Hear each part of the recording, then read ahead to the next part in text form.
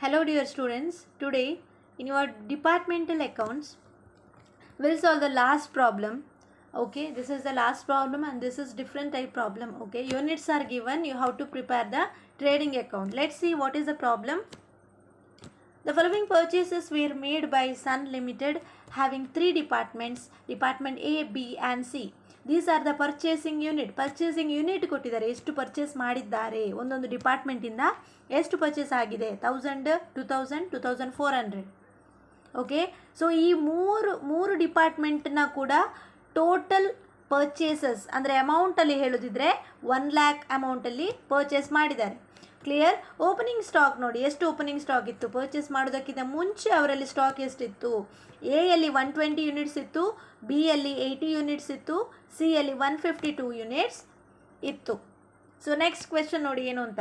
The sales ಆಗಿದೆ, ಎಷ್ಟು sale ಆಗಿದೆ, 1020 ಯೂನಿಟ್ಸ್ ಡಿಪಾರ್ಟ್ಮೆಂಟ್ ಬಿ ಯಲ್ಲಿ 1920 ಯೂನಿಟ್ಸ್ ಆ್ಯಂಡ್ ಡಿಪಾರ್ಟ್ಮೆಂಟ್ ಸಿ ಯಲ್ಲಿ 2496 ಯೂನಿಟ್ಸ್ ಸೇಲ್ ಆಗಿದೆ.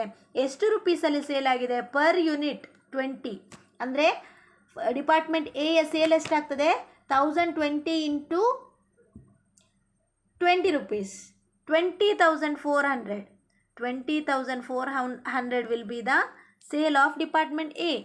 ಅದೇ ರೀತಿಯಲ್ಲಿ 1920 ಇಂಟು 22.5 ಮಾಡಿದಾಗ ಡಿಪಾರ್ಟ್ಮೆಂಟ್ ಬಿ ಯ ಸೇಲ್ ಸಿಗ್ತದೆ. ಆ್ಯಂಡ್ 2496 ಇಂಟು 25 ಮಾಡಿದಾಗ ಡಿಪಾರ್ಟ್ಮೆಂಟ್ ಸಿ ಯ ಸೇಲ್ ಸಿಗ್ತದೆ. ಸೇಲ್ ಬೇಕಲ್ವ ನಮಗೆ ಟ್ರೇಡಿಂಗ್ ಅಕೌಂಟ್ ಮಾಡಲಿಕ್ಕೆ. ಸೊ ಹೀಗೆ ನೀವು ಮಲ್ಟಿಪ್ಲೈ ಮಾಡಿ ಸೇಲ್ಸ್ ಎಷ್ಟು ಅಂತ ಫೈಂಡ್ ಔಟ್ ಮಾಡಲಿಕ್ಕೆ ಆಗ್ತದೆ.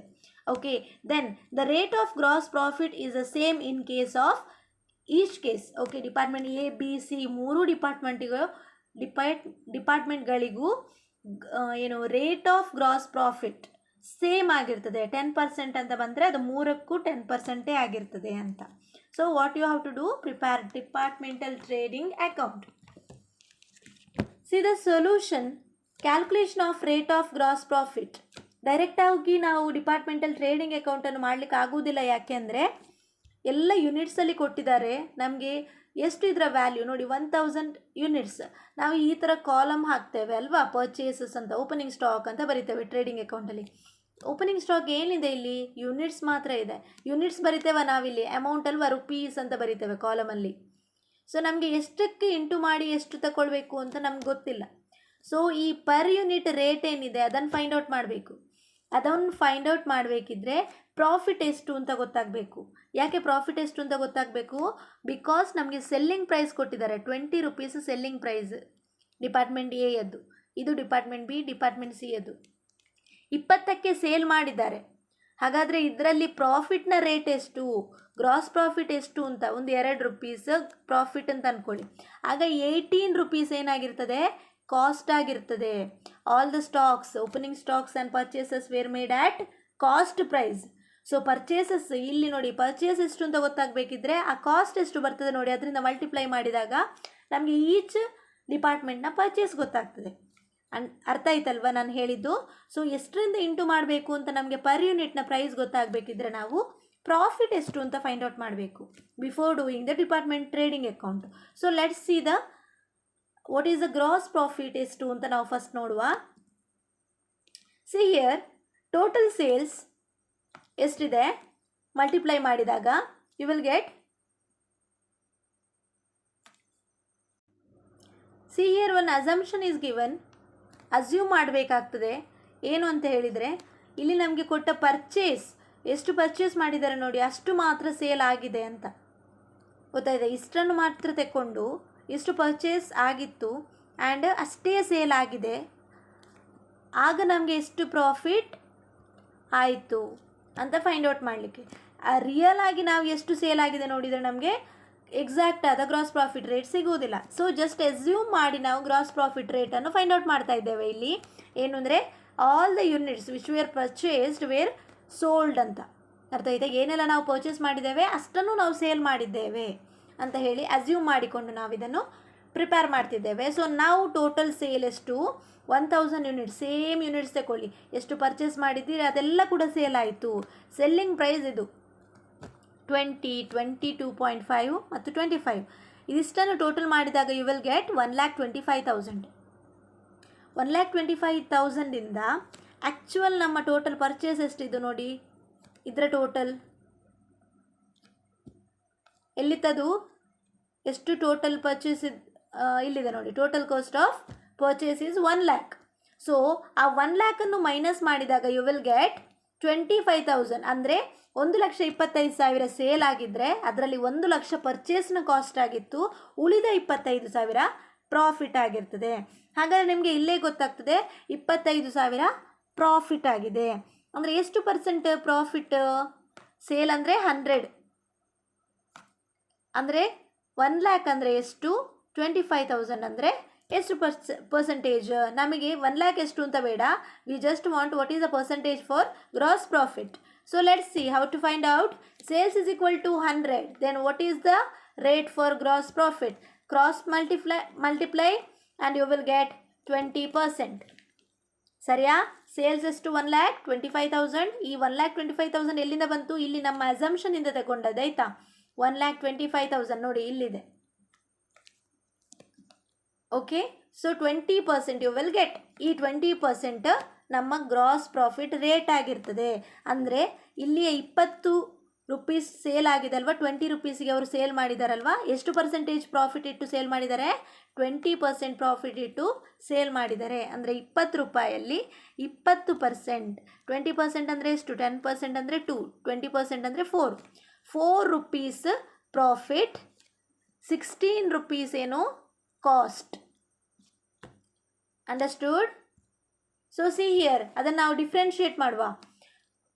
ಸೆಲ್ಲಿಂಗ್ ಪ್ರೈಸ್ ಮೂರು ಡಿಪಾರ್ಟ್ಮೆಂಟ್ನ ಸೆಲ್ಲಿಂಗ್ ಪ್ರೈಸ್ ಬರೀರಿ, 20, 22.5, 25 ರೂಪೀಸ್. ಅದರ ಗ್ರಾಸ್ ಪ್ರಾಫಿಟ್ ಎಷ್ಟು ಬರ್ತದೆ ಒಂದೊಂದು ಡಿಪಾರ್ಟ್ಮೆಂಟಿಗೂ?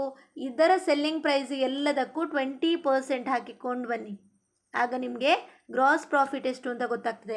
20 rupees into 20% 4, 22.5 into 20% 4.5, 25 rupees into 20% ಎಷ್ಟು? ₹5. ಓಕೆ, ಸೊ ಇದನ್ನು ಮೈನಸ್ ಮಾಡಿದಾಗ you will get the cost. ಸರಿಯಾ? 20 minus 4 is to 16. 22.5 minus 4.5 will be 18. 25 minus 5 will be 20.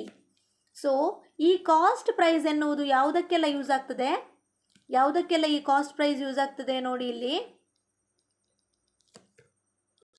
ಪರ್ಚೇಸಸ್ನ value find out ಮಾಡಲಿಕ್ಕೆ ನಮಗೆ ಕಾಸ್ಟ್ ಪ್ರೈಸ್ ಯೂಸ್ ಆಗ್ತದೆ. Into 16 into 18 into last one ಎಷ್ಟು 20. ಆಗ ನಮಗೆ ಪರ್ಚೇಸ್ನ ವ್ಯಾಲ್ಯೂ ಎಷ್ಟು ಅಂತ ಗೊತ್ತಾಗ್ತದೆ. ಓಕೆ, ಇಲ್ಲಿ ನೋಡಿ, ಈಗ 1000 ಇಂಟು 1000 16 ಎಷ್ಟಾಯಿತು? 16,000. 2000 ಇಂಟು 18 ಎಷ್ಟಾಯಿತು? 36,000. Isn't it? ಕರೆಕ್ಟ್ ಅಲ್ವಾ?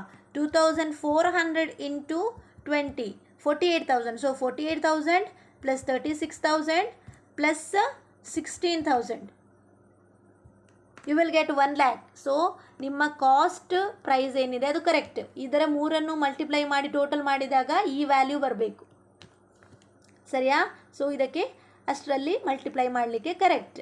ಹಾಗಾದರೆ ಓಪನಿಂಗ್ ಸ್ಟಾಕಿಗೆ ಯಾವುದರಿಂದ ಮಲ್ಟಿಪ್ಲೈ ಮಾಡಬೇಕು? ಅದಕ್ಕೂ ಇದರಿಂದಲೇ 16, 18, 20. ಗೊತ್ತಾಯ್ತಲ್ವಾ? ಆ್ಯಂಡ್ ಸೇಲಿಗೆ ಯಾವುದರಿಂದ ಮಲ್ಟಿಪ್ಲೈ ಮಾಡ್ತೀರಿ? ಸೇಲಿಗೆ ನೀವು ಇದನ್ನೇ ಯೂಸ್ ಮಾಡಬೇಕು. ಯಾಕೆ?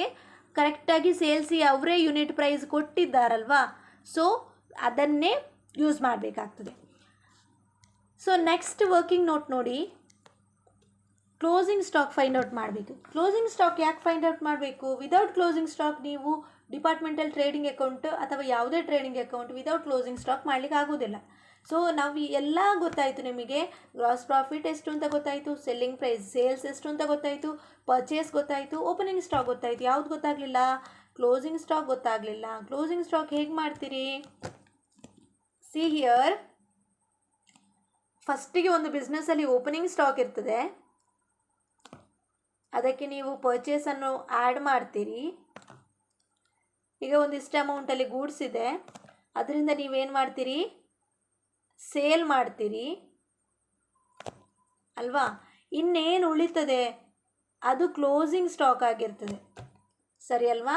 ಸೊ ಈಗ ನಾವು ಕ್ಲೋಸಿಂಗ್ ಸ್ಟಾಕನ್ನು ಹೇಗೆ ಫೈಂಡ್ ಔಟ್ ಮಾಡ್ತೇವೆ? Opening stock plus purchase minus sales is equal to closing stock.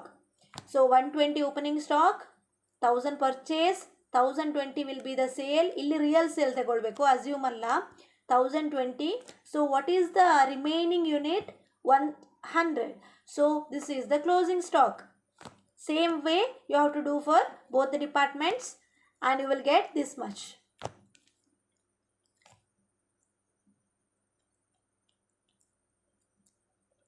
$152 units ಅಲ್ಲಿ. ಸೊ ಇದೇನು ವ್ಯಾಲ್ಯೂ? ಕ್ಲೋಸಿಂಗ್ ಸ್ಟಾಕ್ನ ವ್ಯಾಲ್ಯೂ ಎಷ್ಟು ಅಂತ. ಎಲ್ಲಿಂದ ಬಂತು ಕ್ಲೋಸಿಂಗ್ ಸ್ಟಾಕ್ನ value? 100 units into 16,600. 160 into department B ಯ ಕಾಸ್ಟ್ ಎಷ್ಟು? 18.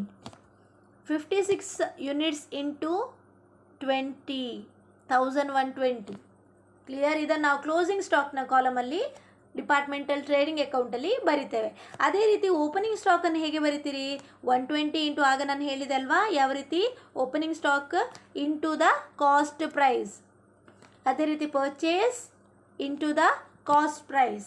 C here the departmental account. ನಾವು let's prepare. See the columns, 3 columns ಹಾಕಿದ್ದೇನೆ 3 ಡಿಪಾರ್ಟ್ಮೆಂಟ್ಗಳಿಗೆ. Opening stock 1920. ಎಲ್ಲಿಂದ ಬಂತು 1920? 120 into 16. Clear? Second one, department ಬಿಗೆ ಎಷ್ಟು ಯೂನಿಟ್ಸ್ ಇತ್ತು? ಓಪನಿಂಗ್ ಸ್ಟಾಕ್ 80 ಇತ್ತು. 80 into 18, 1440. And next one 152 is the unit. 152 into 3040. Sorry, 152 into 20 is equal to 3040. ಆಯ್ತಲ್ವಾ? ಅದೇ ರೀತಿ ಪರ್ಚೇಸ್ ಮಾಡಬೇಕು. ಪರ್ಚೇಸ್ ನಾನು ಆಗ ಇಂಟು ಮಾಡಿದೆ. ಇಲ್ಲಿ 16,000, 36,000, 48,000. Okay, see here 16, 36, 48,000. and see the sales 20,400. ಎಲ್ಲಿಂದ ಬಂತದು sale? 1020 units into 20 and 1920 units into 22.5, 2496 into 25. ಇದನ್ನು ಈ ಕಾಲಮಲ್ಲಿ ಹಾಕಬೇಕು. 20,400, 43,200, 62,400. ಕ್ಲೋಸಿಂಗ್ ಸ್ಟಾಕ್ ನಾವು ಮಾಡಿದೇವಲ್ವ ಇಲ್ಲಿ 1,600, 2,880, 1,120. ಓಕೆ, ಇನ್ನು ಟೋಟಲ್ ಮಾಡಿ ರಿಮೈನಿಂಗ್ ಬ್ಯಾಲೆನ್ಸನ್ನು ಫೈಂಡ್ ಔಟ್ ಮಾಡಬೇಕು. ಅಂಡರ್ಸ್ಟೂಡ್? Remaining balance. ಸೊ ಏನು balancing figure will be the gross profit.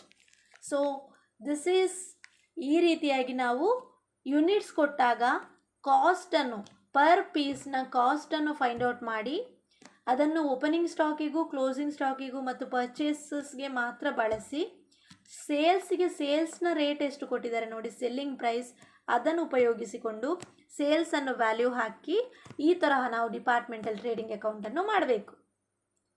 ಗೊತ್ತಾಯ್ತಲ್ವಾ? ಈ ಥರ ಕ್ವೆಶನ್ ಬಂದರೆ ಈ ಮೆಥಡನ್ನು ಫಾಲೋ ಮಾಡಿ.